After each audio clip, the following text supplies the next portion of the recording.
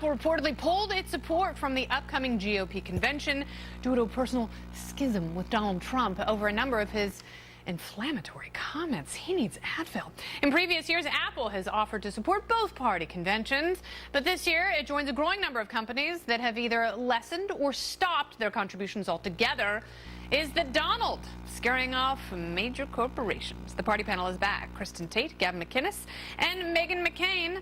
Now, Gavin, I was on Tim Cook's side for the San Bernardino iPhone unlocking. I thought he was absolutely right when he talked about civil liberties and not creating a backdoor that law enforcement could use to unlock any iPhone, therefore making the device pretty useless and open to so much harm. But in this case, I think he's being kind of dumb. What do you think? He's a jerk. And look at their logo, by the way. It's the apple from Eden having a bite out of it. We're taking knowledge, and you could argue that's a Christian thing. Hey, we're risking knowledge here. But the real thing is they are atheists, left-wing saboteurs, and that logo means screw Christianity, screw America. We don't like Trump. We want liberals to win. And that's because that entire building is just full of beta males. You could fit all of the testosterone for all of Apple in a dongle. Oh my gosh, that's quite a conspiracy, Gavin. It's very interesting. We just saw it. But you take several interesting themes. I like all my Apple devices. I love my MacBook Pro. I love my iPhone 6 Plus. I love all of it. Am I supposed to get rid of it now? I wish I were principled to get rid of my iPhone and my MacBook in favor of Microsoft, but their products are just so damn good. I love Apple products. Yeah.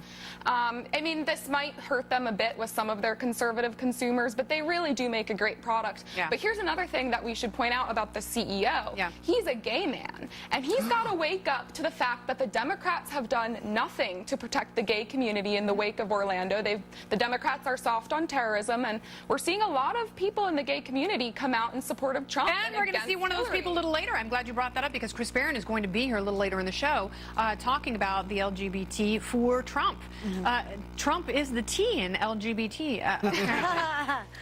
So will they pull their money from the Democratic National Convention because Hillary Clinton has taken so much money from countries who are horrible to gays and women? And women, especially in the Middle East. Listen, this is, I think this is all just for publicity and PR reasons. I agree with you. I don't actually see conservatives stopping using their iPhones because of this.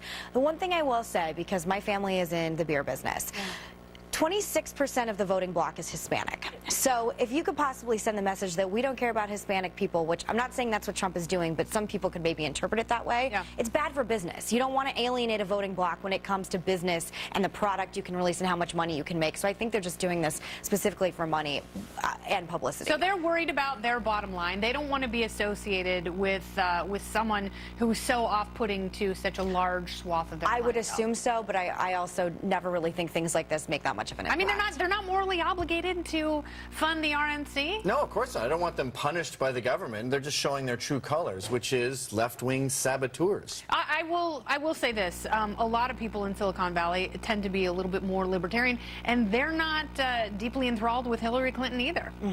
I know, it's weird. They should pull out of all of it. I agree. I don't think they should be political at all. And quite frankly, I don't need things like that to be political. There's so many people when they come into politics, I can't watch any more Susan Sarandon movies ever again for any reason. But she doesn't like Hillary Clinton, much like you. She shares disdain. I have nothing in common with Susan Sarandon. Well, you're both Bernie Sanders supporters. Which, by the way, Bernie Sanders supporters, if you could stop being so nasty to me on Twitter just for like a minute, it would be awesome. Yeah, come on, guys. Back off. She's nice. And a fun drinking partner. Thank you. Coming up, Donald Trump's top aide just got ousted from the campaign. Chris Stirewalt fills us in.